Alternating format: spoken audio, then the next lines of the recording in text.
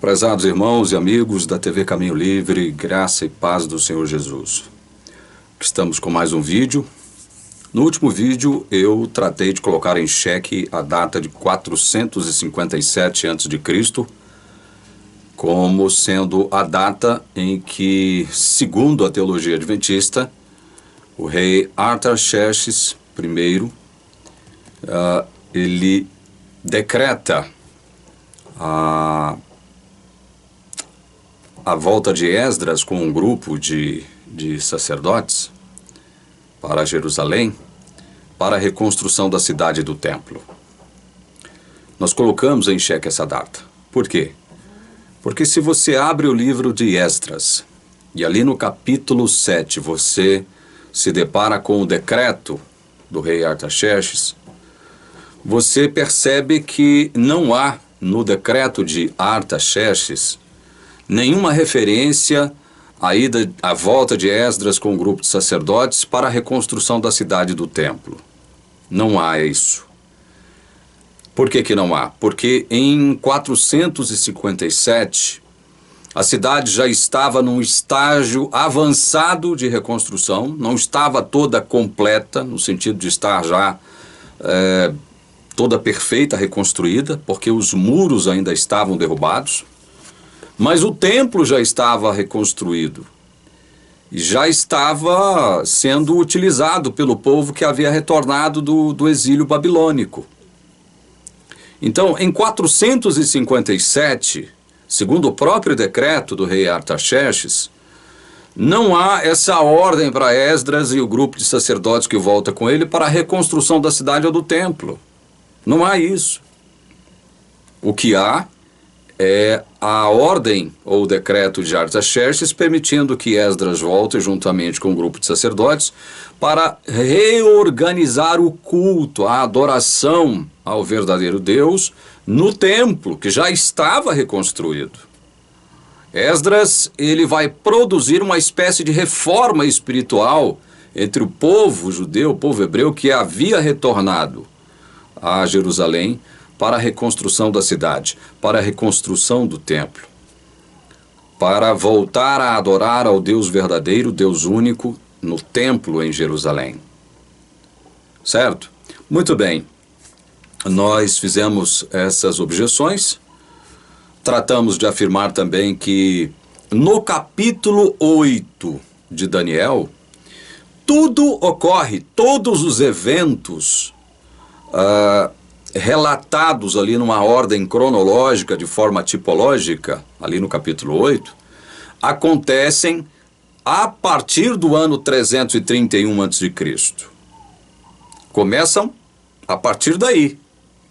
Portanto, com base em Daniel 8, não há como a teologia adventista afirmar que a profecia das 2.300 tardes e manhãs, que para eles, ou para a igreja adventista, são 2.300 anos, começa em 457 a partir do texto de Daniel 8. Não há essa possibilidade.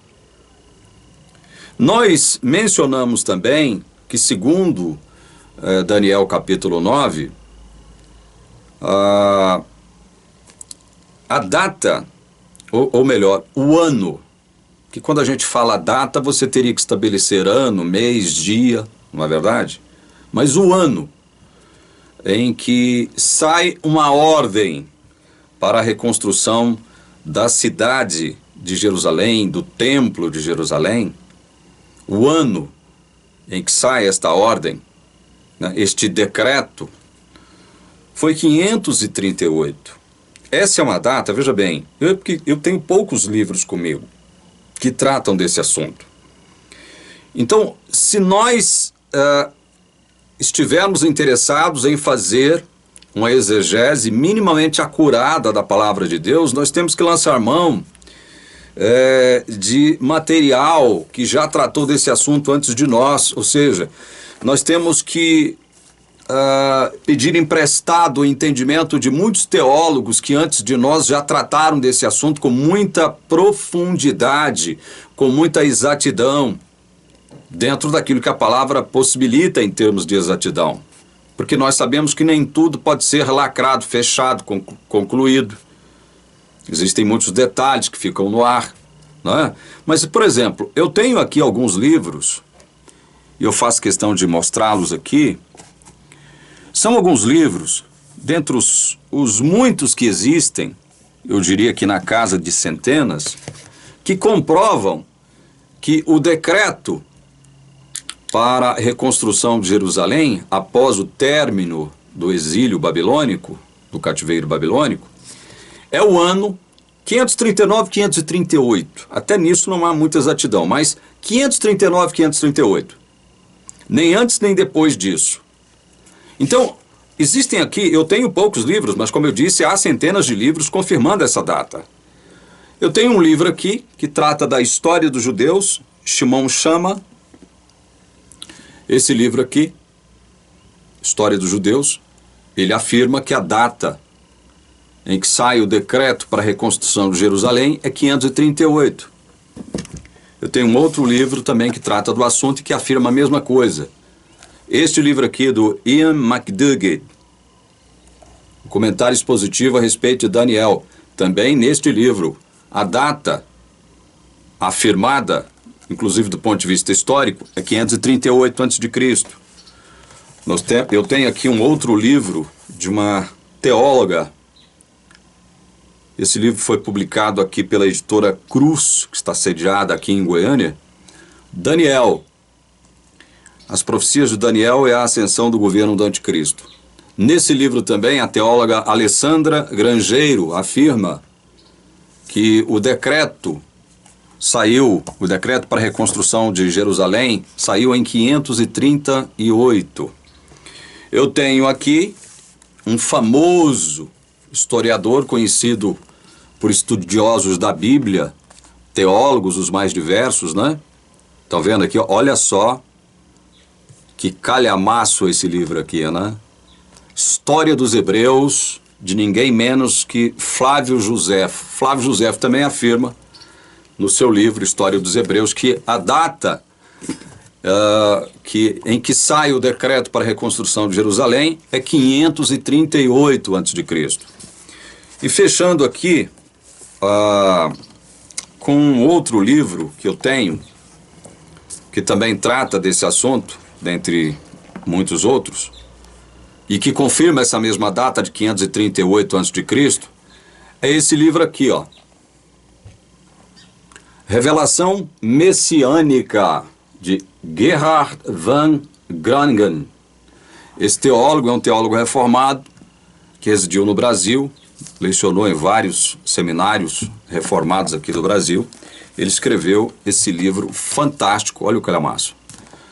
A Revelação Messiânica. Então, o teólogo Gerhard van Groningen, ele também admite que a data para a reconstrução da cidade de Jerusalém, após o cativeiro babilônico, é 538 a.C. Revelação Messiânica, a análise mais completa e conservadora disponível sobre o messianismo no Antigo Testamento. É sensacional esse livro. Bom, por que eu estou levantando essa lebre de novo? Por que eu estou levantando esse assunto que já foi tratado por mim no meu último vídeo de forma um pouco extensa, né?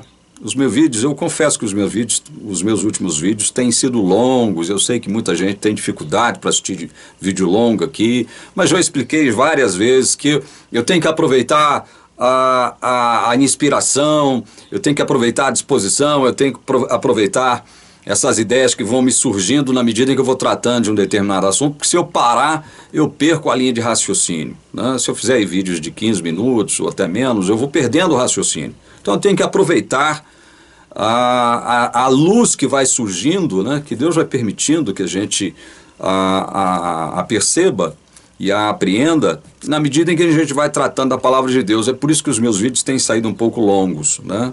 Para muitos, exageradamente longos, eu reconheço isso. Mas programe-se para assistir o vídeo, assista 15 minutos, 10 minutos hoje, depois assista um pouco mais depois, até zerar o vídeo. Certo? Mas por que eu estou levantando essa bola de novo?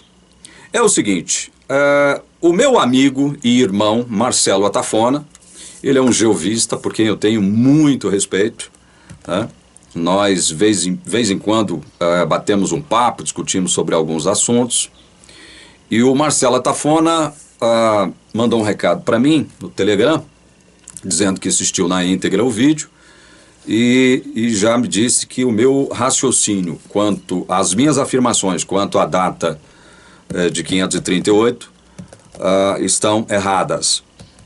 E que a data que ele postula para o decreto da reconstrução da cidade é 455. Seria 455 na visão dele.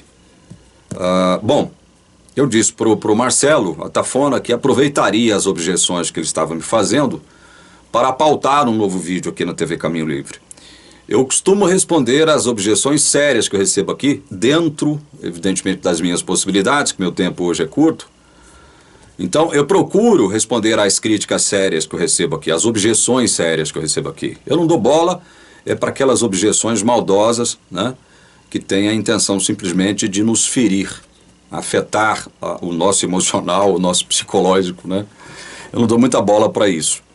Então, em respeito ao meu querido irmão e amigo Marcelo Atafona, eu quero fazer algumas objeções que servirão como contraponto em cima das suas objeções que você faz a mim, Marcelo. Então, meu querido, começando primeiro com a questão da data de 538, você percebe, Marcelo, que eu vou ler alguns textos bíblicos de novo, porque uma das objeções que você me faz, Marcelo, é que o decreto de Ciro tem relação com o templo e não com a cidade de Jerusalém. Bom, então nós temos que observar que há, no mínimo, uma tensão com relação a isso. Se o decreto de Ciro tiver relação apenas com o templo, vai ficar um negócio esquisito. Primeiro porque eu quero ler de novo os textos que eu já li no meu vídeo anterior, Marcelo, mas é só para reforçar, tá? Eu estou fazendo isso com muito respeito a você, você sabe disso. Eu já disse para você, né, que nós, a partir das suas objeções, pautaríamos um novo vídeo aqui. É bom isso.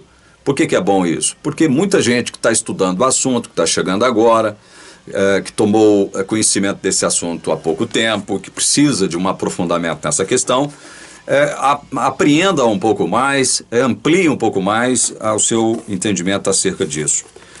Então vamos lá, vamos ler de novo Isaías 45, versículo 13. Cara, perceba o seguinte, Marcelo, perceba o seguinte, é uma profecia que sai da boca do profeta Isaías, consequentemente da sua pena, mas que procede do Espírito Santo, procede de Deus. É uma profecia que procede de Deus. Ela tem início na mente santa de Deus. Primeiro nós temos que reforçar esse fato, né? Nós temos que reforçar isso. Essa profecia, ela procede da boca de Deus, da mente santa de Deus. Aqui em Isaías 45, 13, Deus, através do profeta Isaías, diz: eu, na minha justiça, suscitei a Ciro e todos os seus caminhos endireitarei. Ele edificará a minha cidade e libertará os meus exilados, não por preço nem por presentes, diz o Senhor dos Exércitos, por conta do poder do próprio Deus. Você vê que Deus, quando afirma categoricamente, através de Isaías, que ele vai suscitar Ciro, ou seja, ele vai intervir na vida individual, pessoal de Ciro, fazendo com que Ciro emita uma ordem, um decreto, depois nós vamos falar sobre isso também, que é uma das objeções que você me faz, para a reconstrução da cidade. Tá entendendo? Então veja, nós temos Deus afirmando através do profeta Isaías, muito tempo antes do fato acontecer, obviamente, óbvio, é uma profecia, dizendo que Ciro seria suscitado por ele mesmo para a reconstrução da cidade, Marcelo. E daqui a pouco nós vamos ler o resto, inclusive os textos que você elencou aqui, e que eu também li no meu último vídeo, para você ver que não há tensão, não há contradição, não há incoerência por parte das escrituras sagradas em relação a esse assunto. O que há é que uma coisa está relacionada à outra. Nós vamos ver que coisa é essa que está relacionada à outra coisa. Mas nós temos que primeiro enfatizar isso aqui. essa ordem, esse decreto de reconstruir Jerusalém por parte de Ciro é uma iniciativa divina. É uma iniciativa divina. Reconstrução da cidade. Aí, evidentemente, quando você fala de reconstruir a cidade, o templo fazia parte da cidade. Então, o templo está aí incluso nesta profecia de Deus dada por boca de Isaías. Aqui no versículo 28 do capítulo anterior, que é o 44, 28 aí mesmo de Isaías, o texto diz assim, que digo de Ciro, ele é meu pastor e cumprirá tudo o que me apraz. Que digo também de Jerusalém, será edificada, e do templo será fundado. Você está percebendo aqui, Marcelo, que há uma relação, que há aqui um... Eu fico tentando elaborar aqui de última hora o meu pensamento, às vezes sai, às vezes não sai com muita facilidade, mas você percebe que Jerusalém e o templo estão intimamente associados nessa questão da reconstrução. Mas é necessário você entender que o decreto que Deus suscita Ciro a promulgar, ele tem num âmbito, digamos, mais ampliado, num contexto mais ampliado, a reconstrução de Jerusalém. Porque dentro de Jerusalém estava o templo. E aqui no versículo 28 do capítulo 44, que é o último versículo do capítulo 44, isso fica muito claro. Que digo de Ciro, ele é meu pastor, cumprirá tudo o que me apraz. O que aprazia a Deus? O que era a vontade de Deus? Que Jerusalém fosse reedificada juntamente com o templo. Olha aqui, que digo também de Jerusalém, será edificada, e do templo será fundado. Então, quando Deus emite, por meio de Ciro, um decreto para a reconstrução da cidade, é óbvio que aí está incluído, ou incluída, a questão da reconstrução do templo também. E o próprio versículo 28 de Isaías 44 deixa isso aqui muito claro, meu querido Marcelo Tafona. Concorda comigo? Veja, Marcelo, que eu te respeito tanto, cara, que eu não estou preocupado aqui se você vai aceitar ou não as minhas objeções. Você pode não aceitar, não tem problema. Né? Agora, é como eu afirmei para você, eu já afirmei isso várias vezes, eu não tenho compromisso com erro. Se você faz uma objeção para mim dizendo, PC, a sua afirmação X está errada conforme as escrituras sagradas, ou conforme os dados históricos, o registro da história, eu vou procurar, na medida do possível, retificar um erro que eu já cometi. E olha, eu já cometi vários erros aqui na TV Caminho Livre, em muitos vídeos. E eu já tirei muitos vídeos por conta desses erros que eu cometi. Já cometi atos falhos, veja bem, atos falhos eu cometo praticamente em todo o vídeo. Atos falhos, eles não costumam comprometer a essência daquilo que a gente trata aqui, então eu não mexo com atos falhos. Né? Às vezes eu deveria citar um versículo, cito outro, deveria citar um nome, cito outro, deveria citar um capítulo da Bíblia, cito outro. Isso é ato falho. Ato falho praticamente me ocorre em todo o vídeo. Por quê? Porque eu não trabalho com texto pronto, eu não trabalho com teleprompter, com TP, e é difícil você ir pegar um assunto e ir elaborando, tá? Na medida em que você vai apresentando e vai desenvolvendo o tema, certo? Então, Marcelo, eu fico muito tranquilo para dizer isso aqui para você, meu irmão. Fico muito tranquilo. Então, esse decreto, ele sai. Há dúvida ainda, né, em relação a 539 e 538, mas nunca antes disso, e nem depois disso, nem antes de 539 e nem depois de 538. É 539 e 538. Os historiadores batem em cima do ano 538. É isso aí. Essa pequena diferença, discrepância, não vai alterar o produto final. Né? Nós sabemos disso. Né? Então, eu reafirmo aquilo que eu afirmei no vídeo anterior, a Tafona, dizendo o seguinte: quando Deus suscita Ciro para reconstruir a cidade, estava incluído aí a questão, ou incluída aí a questão do templo.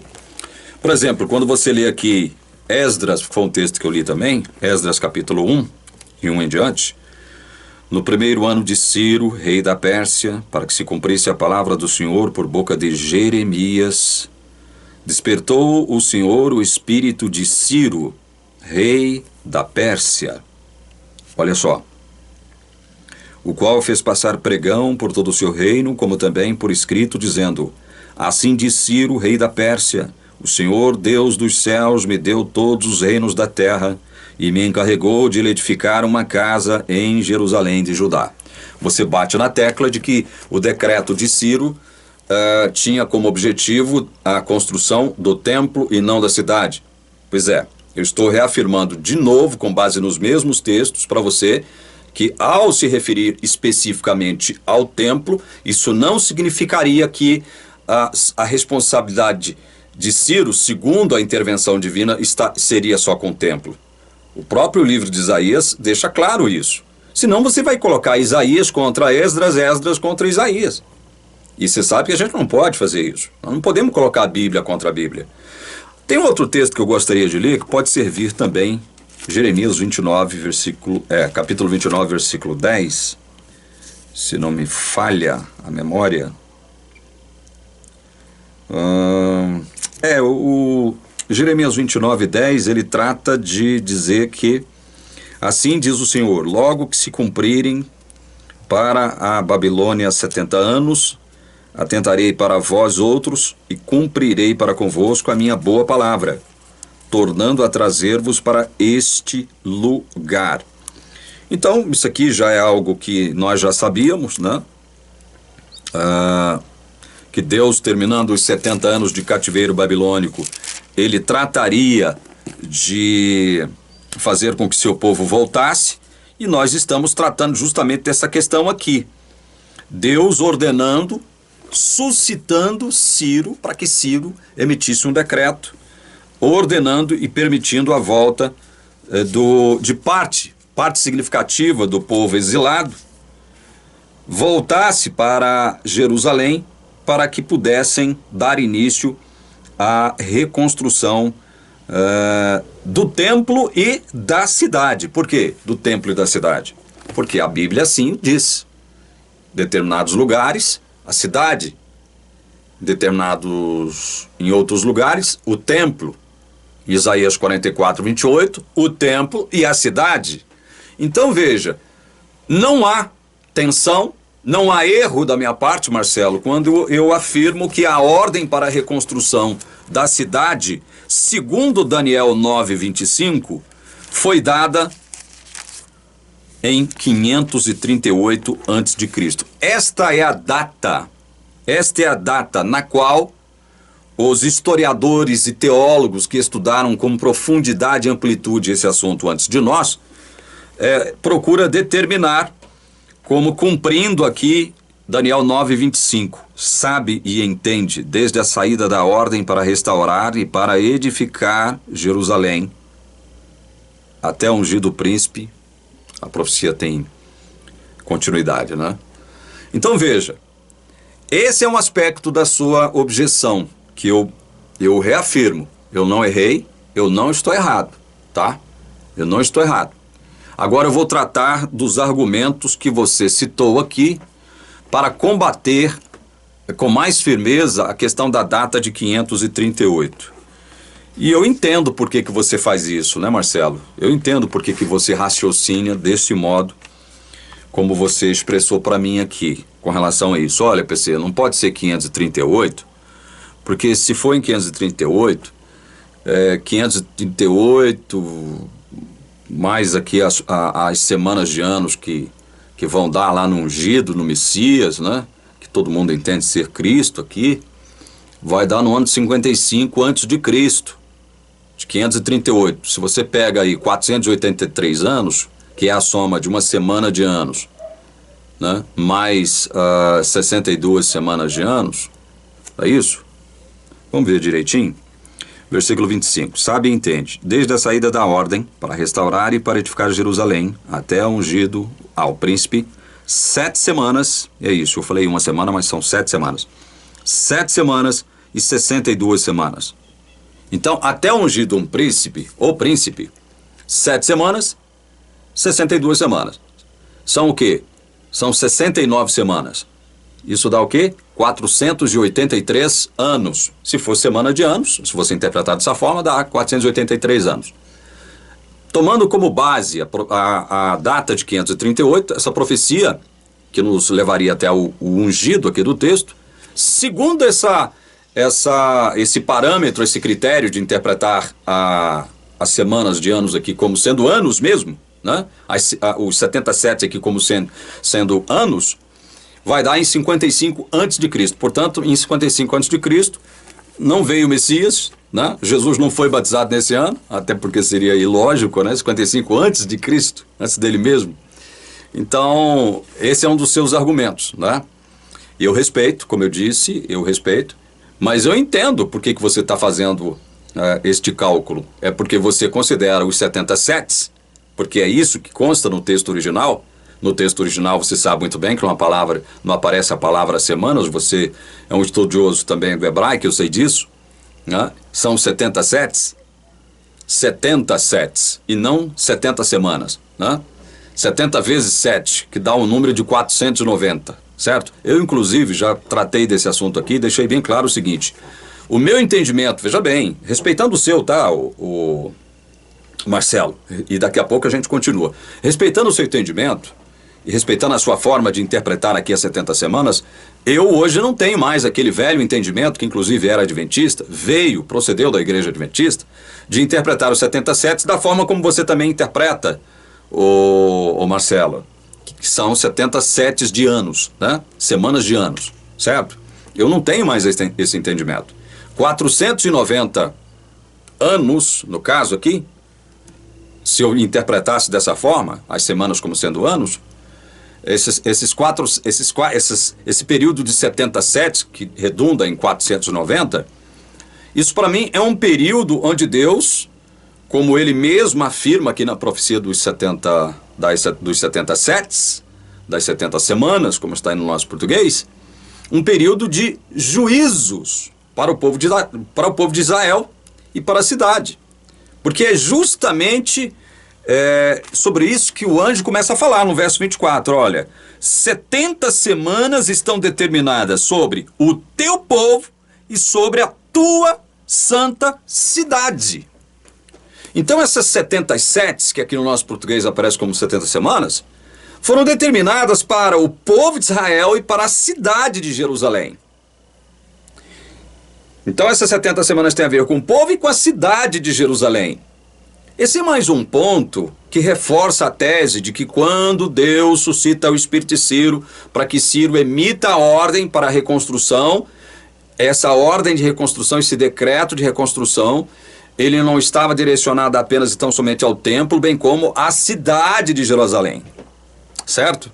É mais esse texto, verso 24 aqui, é mais um texto que reforça não a minha tese, mas a tese que eu estou advogando junto com outros teólogos, eminentes teólogos, ao longo das épocas, certo?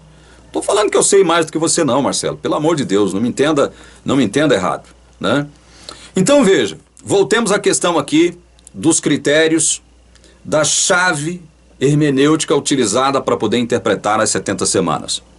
Bom, já que você está utilizando a chave das 70 semanas como sendo 70 semanas de anos, o que, na minha modesta opinião, não se trata disso, veja bem, respeitando o seu entendimento,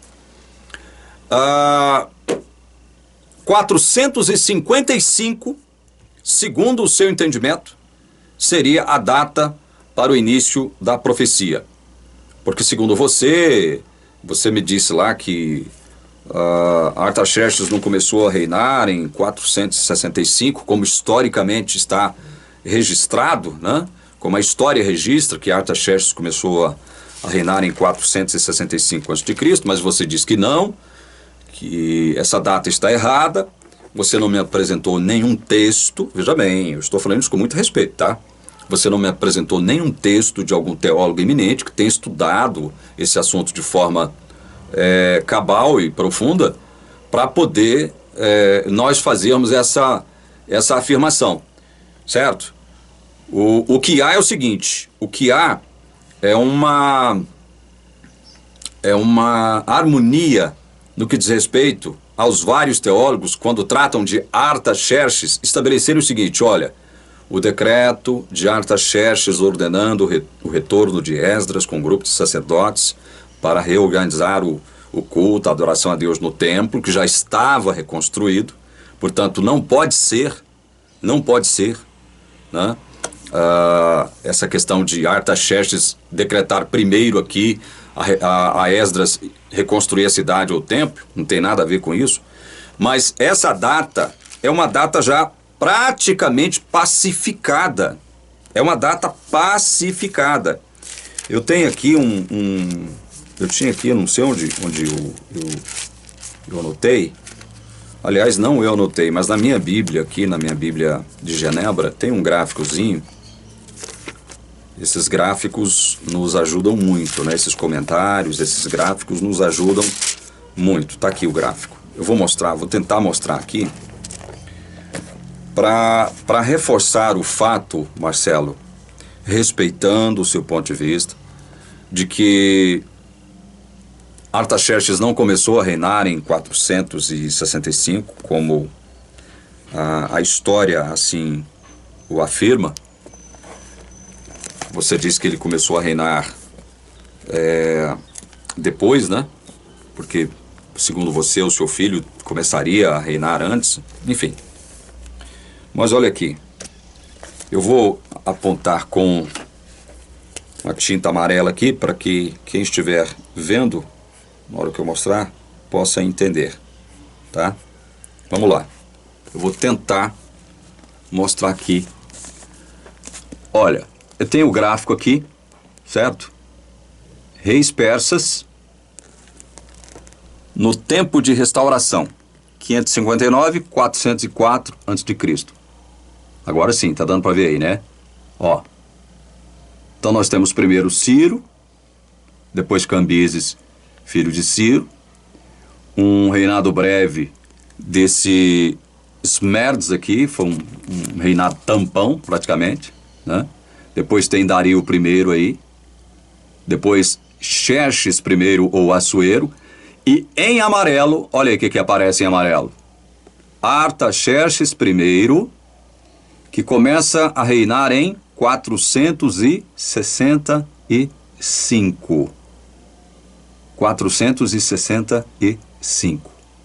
É nesse ano que Artaxerxes começa a reinar. Viu, Marcelo? Segundo dados históricos e confirmado pela maioria esmagadora dos teólogos que estudam esse assunto. Então, esse é o ano. Esse é o ano. Então, a partir do entendimento de que Artaxerxes começou mesmo a reinar em 465, 20 anos depois que ele começa a reinar, o que ele faz? Ele ordena a ida de Neemias, a volta de Neemias com um grupo de pessoas para a reconstrução dos muros de Jerusalém. Que apesar da reconstrução da cidade ter já se iniciou quando, a partir do decreto de Ciro. Eu teria uma prova disso, antes de Artaxerxes, de que a construção da cidade já teria começado? Isso é para consubstanciar a afirmação que eu fiz, Marcelo, de que Ciro, quando Deus suscita o espírito dele para reconstruir Jerusalém, ele não fixa que Ciro iria construir somente o templo, mas Jerusalém também, como eu mostrei em Isaías 44, 28. Né? E como eu mostrei em Isaías 45, 13. Ali em Esdras, quando você abre Esdras ali no capítulo 1, verso 1, você, como eu li, de novo, né, o decreto de Ciro tem a ver com a casa de Deus, mas evidentemente que a casa de Deus, que é o templo, acaba se confundindo com a cidade, porque a cidade também está destruída. De que adiantaria reconstruir o templo e não reconstruir a cidade, onde os adoradores que adorariam no templo não podiam habitar porque a cidade estava destruída? De que adiantaria reconstruir o templo e a cidade não? Né? Então, eu leio aqui um texto de Esdras, viu, Marcelo? Capítulo 4, verso 12, que diz o seguinte: teus servos, os homens daquém do Eufrates, e em tal tempo, seja do conhecimento do rei, que os judeus que subiram de ti vieram a nós a Jerusalém. Eles estão reedificando aquela rebelde e malvada cidade. E vão restaurando os seus muros e reparando os seus fundamentos. Isso aqui é um texto que está em Esdras capítulo 4. Portanto, antes de Artaxerxes expedir o seu decreto, ordenando Esdras a retornar. Ou seja, antes do decreto de Artaxerxes, ordenando o retorno de Esdras com um grupo de sacerdotes para reorganizar o templo, a cidade já tinha sido... a reconstrução da cidade já tinha sido iniciada, primeiro com Ciro e depois com Dario, porque houve uma paralisação da reconstrução por conta dos opositores inimigos do povo de Deus em torno de 16, 17 anos. E o povo recebe uma reprimenda do profeta Ageu e de Zacarias também, e aí cabe a gente ler para que esse entendimento se amplie cada vez mais, já que nós estamos tratando de aclarar o assunto através das objeções, as suas objeções, meu querido Marcelo. Eu leio aqui no livro de Ageu, profeta Ageu, capítulo 1, a partir do verso 1, eu leio que diz assim, olha só. No segundo ano do rei Dario, no sexto mês, no primeiro dia do mês, veio a palavra do Senhor por intermédio do profeta Ageu, a Zorobabel, filho de Salatiel, governador de Judá, e a Josué, filho de Josadaque, o sumo sacerdote, dizendo: Assim fala o Senhor dos exércitos. Este povo diz: Não veio ainda o tempo em que a casa do Senhor deve ser edificada. Veio, pois, a palavra do Senhor por intermédio do profeta Ageu, dizendo: Acaso é tempo de habitardes vós em casas apaineladas, enquanto esta casa permanece em ruínas? Ora, pois, assim diz o Senhor dos exércitos: Considerai vós passado. Tendes semeado muito e recolhido pouco, comeis, mas não chega para fartar-vos, bebeis, mas não dá para saciar-vos, vestivos, mas ninguém se aquece, e o que recebe salário, recebe-o para pô-lo num saquetel furado. Bom, por que eu estou lendo esse texto aqui? É Deus, através do profeta Ageu, repreendendo o povo que já havia recebido autorização para voltar. Esse povo volta para Jerusalém, e segundo o decreto de Ciro, esse povo volta com o objetivo de reconstruir a cidade, reconstruir o templo, reconstruir seus muros. O que acontece é o seguinte: a reconstrução da cidade tem início, por conta da oposição dos inimigos de Deus. Essa reconstrução da cidade e do templo também, que já havia começado pelo altar de sacrifícios, ela é interrompida. Esse processo de construção é interrompido pelos opositores, inimigos do povo de Israel. E o povo se preocupa em reconstruir mais as suas casas, as suas próprias casas. Eles têm essa preocupação, eles priorizam as suas casas, ao invés de priorizar a reconstrução do templo. Então, o profeta Ageu, ele emite uma palavra de advertência do próprio Deus com relação a essa atitude do povo. Ora, vocês estão mais preocupados em reconstruir as vossas casas do que o templo de Deus? Em outras palavras, é isso que o profeta Ageu está transmitindo ali para o povo.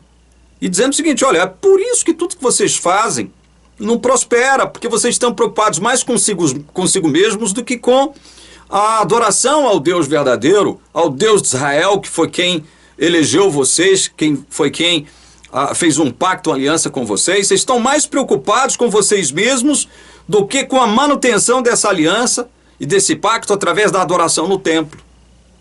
Então, meu querido Marcelo, há essas evidências que eu apontei para você aqui, que mesmo antes do decreto de Artaxerxes, veja bem, poderia até ser em 455, poderia até ser, o decreto poderia até sair em 455, só que é o seguinte: com base em Esdras 7,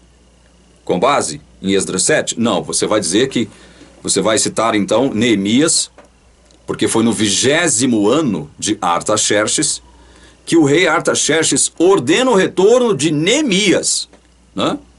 E você diz, não, isso aqui, esse 20º ano do rei Artaxerxes, não, ele se deu em 455. Então, Neemias recebeu a ordem de reconstruir Jerusalém por parte de Artaxerxes em 455, e não em 445 ou 444, como a maioria esmagadora dos teólogos e historiadores admitem. Mais uma vez, Marcelo, você está admitindo uma data, uma data sem uma comprovação histórica, né? Um fundamento histórico, uma prova histórica disso, né? E eu ainda tenho que arrematar o seu argumento com base no seu entendimento de 70 semanas, são 70 semanas de anos, né? Mas primeiro reconheçamos isso, Marcelo. O 20º ano de Neemias, que segundo você dá no ano de 455, segundo a datação de historiadores e teólogos, dá no ano 445, 444, por aí. Não antes de 445, não depois de 444. Tem um texto aqui em Neemias que eu quero ler, para deixar claro uma coisa, Marcelo. Neemias capítulo 1, verso 1 em diante, o texto diz assim: As palavras de Neemias, filho de Acalias, no mês de Quisleu, no ano 20º de quem? De Artaxerxes, como rei da Pérsia. Estando eu na cidadela de Suzã, veio Hanani, um de meus irmãos, com alguns de Judá. Então lhes perguntei pelos judeus que escaparam e que não foram levados para o exílio e acerca de Jerusalém. Disseram-me: os restantes que não foram levados para o exílio e se acham lá na província, estão em grande miséria e desprezo.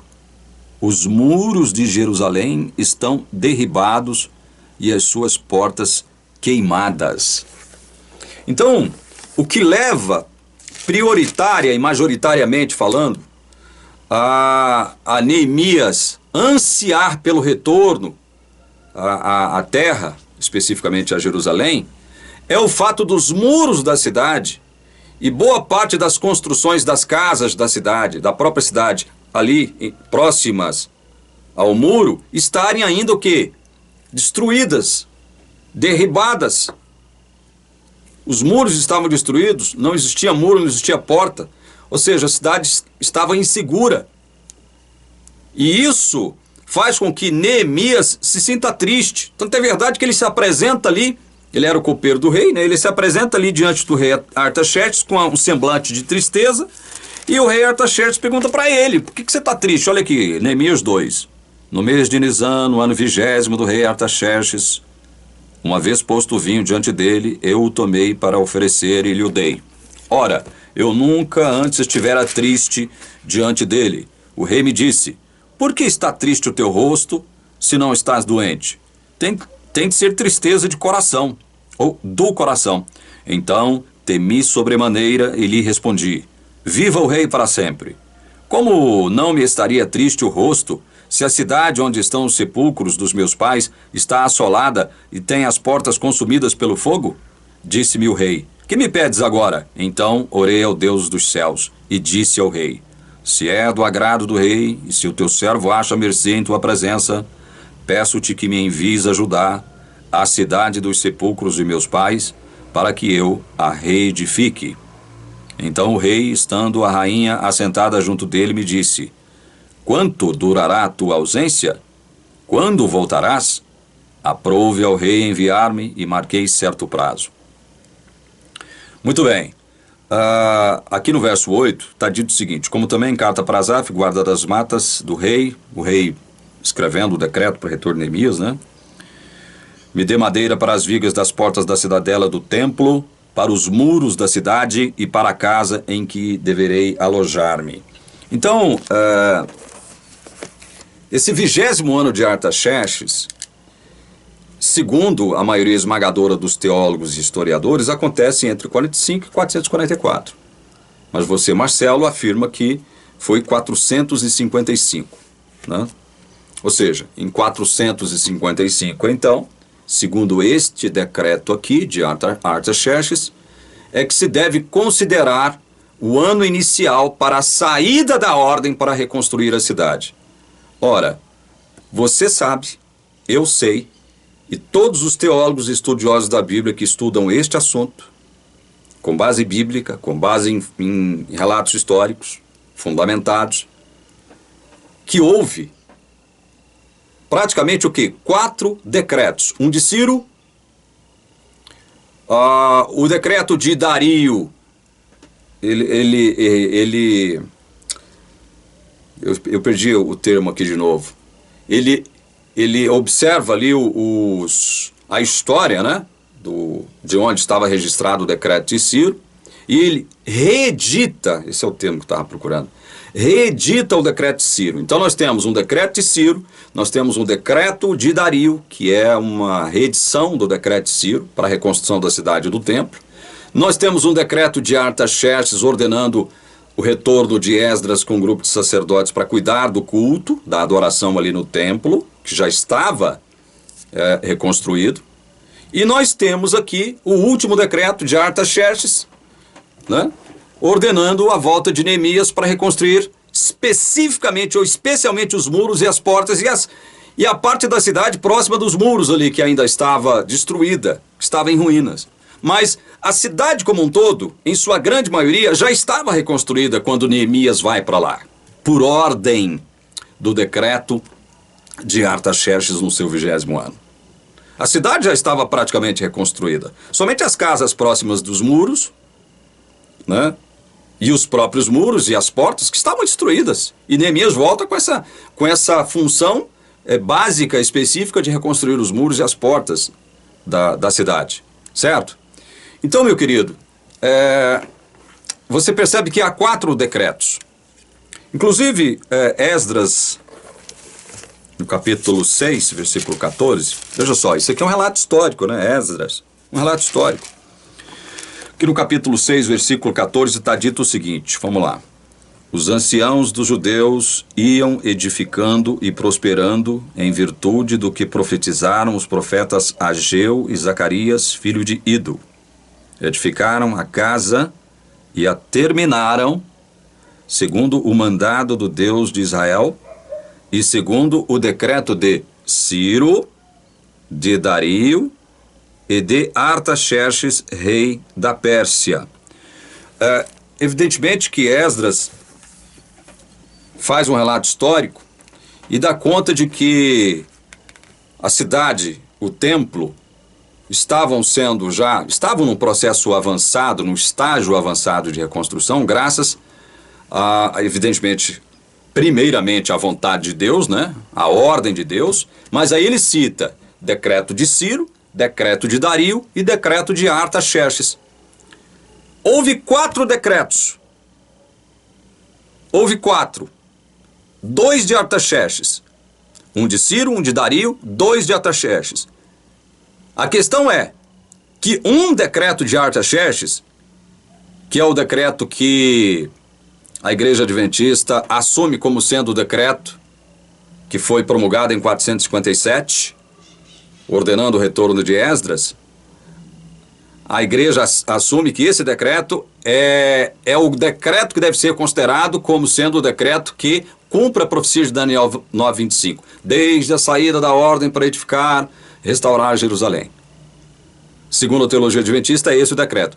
Mas é justamente esse o decreto de Artaxerxes que não cita nada de reconstrução de templo e de cidade. Agora, o último decreto de Artaxerxes, que acontece no seu 20º ano e não no 7º ano, é o que dá ali 445, 444, é justamente nesse decreto que Artaxerxes envia Neemias preocupado mais com os muros e as portas da cidade que estavam derribadas. E as casas próximas dos muros, que também estavam em situação caótica. Então, há 3 decretos a serem considerados aqui. Ciro, Dario e Artaxerxes. 3 decretos. Mas Artaxerxes promulgou 2 decretos. Só que um não tinha nada a ver com reconstrução, nem de cidade, nem do templo. Em 458, 457, não tinha nada a ver. Agora o último sim, quando ele manda Neemias voltar, com mais um grupo de judeus, para a reconstrução dos muros e das portas. Então, meus queridos, por que eu deveria considerar, diante desses 3 decretos, segundo a Bíblia, segundo Esdras 6,14, Ciro, Dario e Artaxerxes, por que eu devo considerar somente o último decreto, o de Artaxerxes, para estabelecer que é aqui nesse último decreto que a ordem para a reconstrução da cidade, saída da ordem para a reconstrução da cidade, é que deve ser considerado? Quer dizer, então, que eu devo ignorar o decreto de Ciro, eu devo ignorar o decreto de Dario, porque foram antes de 457. Eu devo ignorar esses 2 decretos, de Ciro e de Dario, e devo considerar somente o último, de Artaxerxes. E segundo a Bíblia, o último aconteceu em 445, 444. Mas, porém, contudo, o meu irmão e amigo Marcelo afirma que, segundo o entendimento dele, ele me fez algumas explicações que eu confesso não ter entendido muito bem. Só que, se você admite isso, Marcelo, você estará indo contra a maioria esmagadora dos teólogos que estudaram esse assunto de modo detido, profundo e amplo, e a maioria dos historiadores que também estudaram o assunto e que chegaram à conclusão de que a data para o 20º ano do reinado de Artaxerxes seria 445 ou 444 a.C., certo?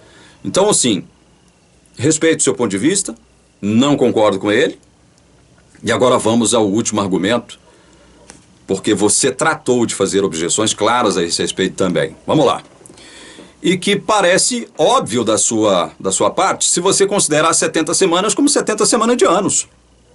Se você considera a semana como 70 semanas de anos e afirma que, olha só, não, o decreto que tem que ser considerado é o decreto de Artaxerxes, ou que foi em 457, como afirma a teologia adventista, ou em 455, como afirma você, ele vai dar ali por volta de quê? Do ano 26, 27 ou 28, 29, né, da nossa era.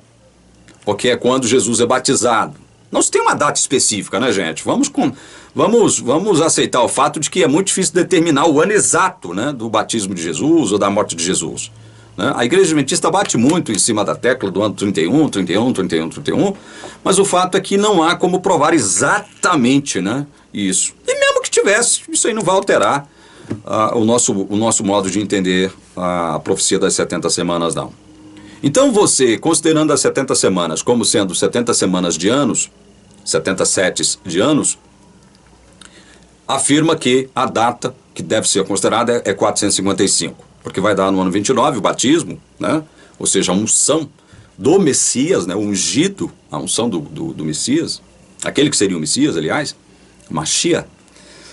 E, evidentemente, é isso que vai fazer com que a profecia se cumpra com exatidão, né?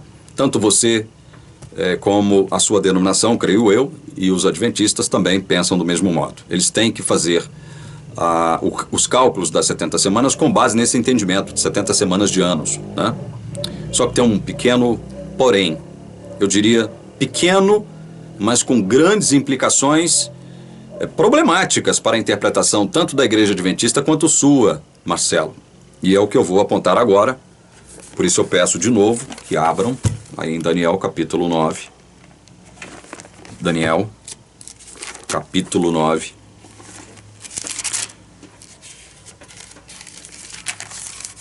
Esse é um grande problema que todos aqueles que aceitam que as 70 semanas são 70 semanas de anos, têm que resolver. Eles têm que resolver. É um problema sério. Na minha modesta opinião. Na minha modesta opinião e na modesta opinião de quem, como eu disse, já estudou o assunto antes de nós e com muita profundidade e seriedade. Por exemplo, esse teólogo, o Gerhard van Groningen, trata desse argumento que eu vou citar aqui agora. Outros teólogos, evidentemente, já abordaram esse assunto sobre esse prisma, inclusive Desmond Ford. Deixa eu ver se está aqui do meu lado o livrinho do Dr. Desmond Ford. Ah, está sim. Onde ele também trata desse problema.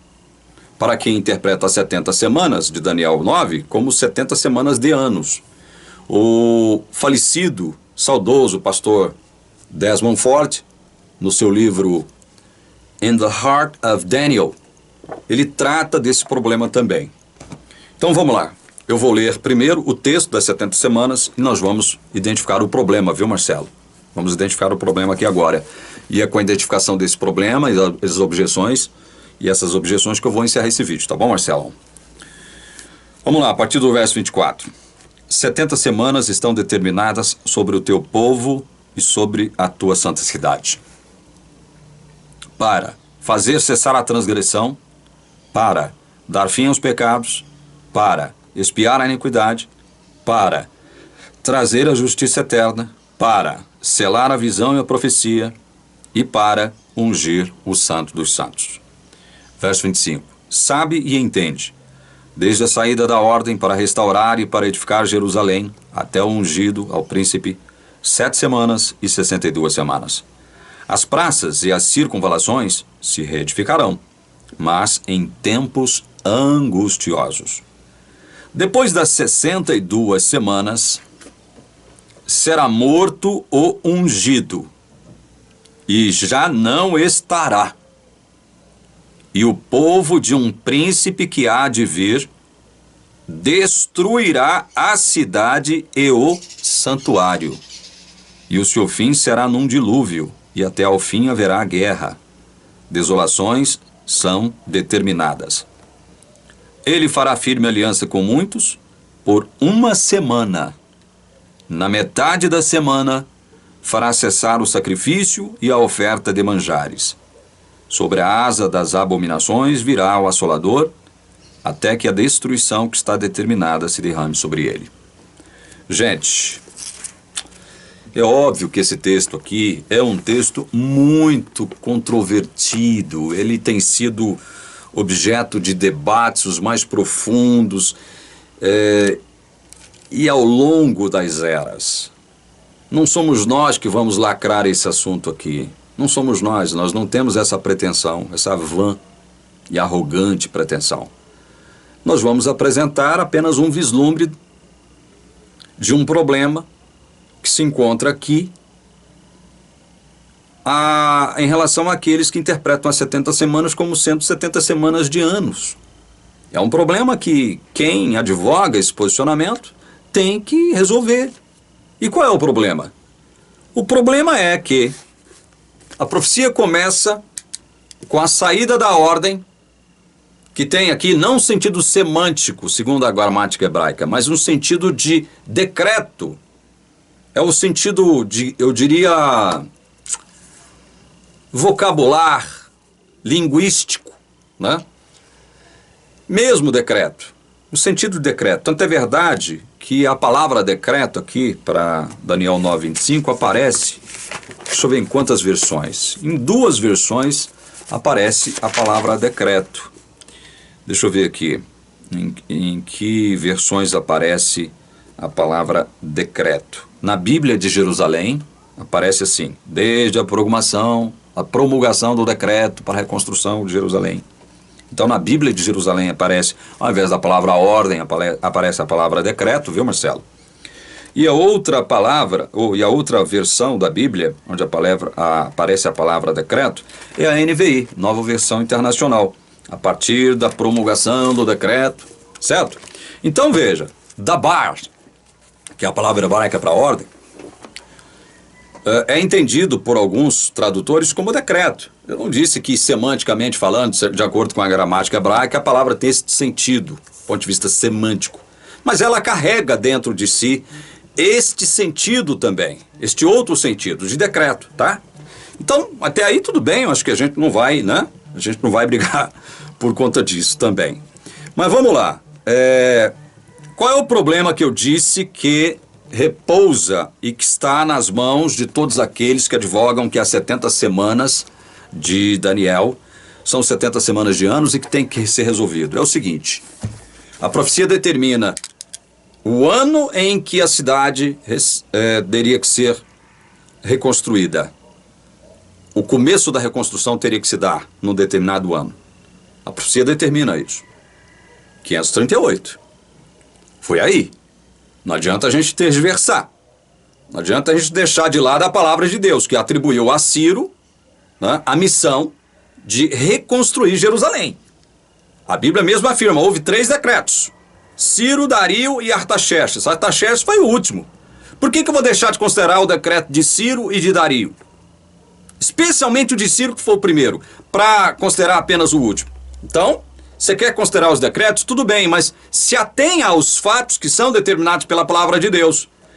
Ciro emite o primeiro decreto, Dario reedita o decreto e Artaxerxes decreta a volta de Neemias para a reconstrução dos muros, dos portões e das casas próximas da cidade. Próximas do muro. É isso. Estamos nos atendo aos fatos. Então a profecia tem início quando? Ela tem início em 538, com o decreto de Ciro. Só que é o seguinte, só suponhamos que tenha sido em 455, Marcelo. Que tenha sido em 455. E aí, como você disse, isso vai dar um ungido no ano... Isso vai até ungido no ano de 29 da nossa era. Tudo bem. Que tenha sido, que Jesus tenha sido ungido, batizado e reconhecido como Messias no ano 29 da nossa era. Ou seja, ele morreu, o quê? 3 anos e meio depois, certo? Isso vai dar o quê? No ano 32 e meio, certo? O ano 32. Mas são 3 anos e meio, né? Da última semana de anos. Porque ele morre na metade da semana. Ou, né? Interpretando as 70 semanas como sendo 70 semanas de anos, a morte de Jesus se daria 3 anos e meio depois do início do seu ministério, que passa a ser contado a partir do seu batismo. Então, Jesus vai morrer por volta do ano o quê? 32. 32 e meio. Certo? Ano 32 e meio da nossa era, Marcelo Tafona. Só que tem um detalhe. A profecia não determina somente o início da reconstrução da cidade e a unção do Messias, o ungido, o aparecimento do Messias ungido. A profecia também trata da destruição da cidade. Esse é o problema. Esse é o problema. E mesmo se você fechar, veja só, olha aqui. E mesmo se você fechar, você fecha ali o cômputo das 70 semanas, segundo a sua data, 455, daria o quê? 32,5 mais 3 anos e meio dá 36. O ano de 36 da nossa era, a profecia se fecha, ou seja, as 70 semanas se fecha, certo? No ano 36 da nossa era, nós poderíamos dizer que na metade da semana fará cessar o sacrifício e a oferta de manjares. Aliás, no ano 32,5, né, que dá na metade da semana, no ano 32,5, exatamente.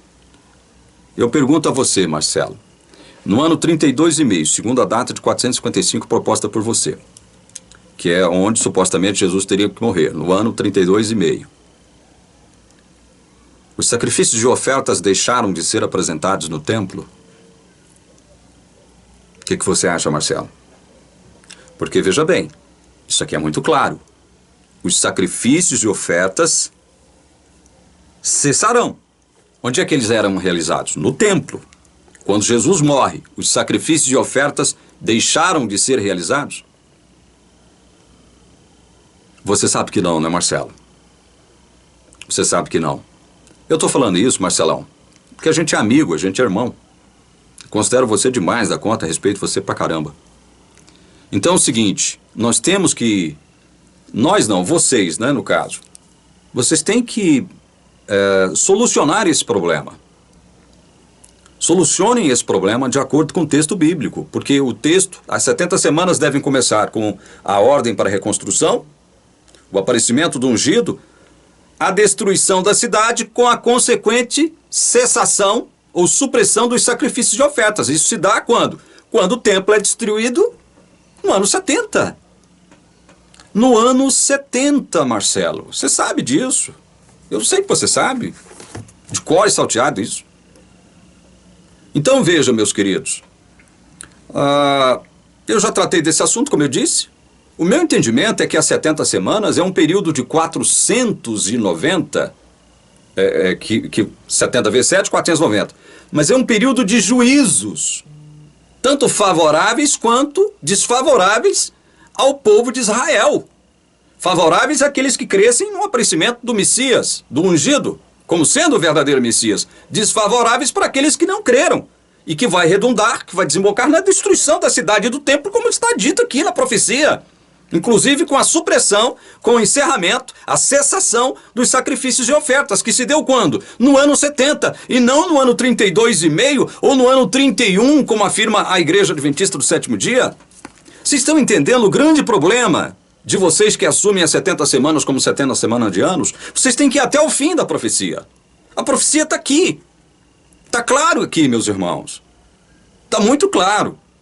Então, eu não estou desrespeitando, veja bem, não estou aqui com gracejos, com deboche, com sarcasmo, tentando, sabe, desrespeitar todas as pessoas que pensam diferente de mim, os meus irmãos adventistas, os meus irmãos jeovistas, testemunhos de Jeová, como é o caso do Marcelo. Não estou aqui com desrespeito. Eu estou simplesmente apontando e apresentando e reforçando o meu ponto de vista, que não é meu, esse ponto de vista. Eu o apreendi, o assimilei a partir do entendimento, como eu disse, de teólogos e historiadores que estudaram, se detiveram sobre essa questão, muito antes de mim e com maior precisão, né, e com mais recursos do que eu tenho. Muito mais. Eu sou apenas um peixinho pequeno nessa história. Um grãozinho de areia, insignificante. Mas é isso, meus irmãos, é isso aí.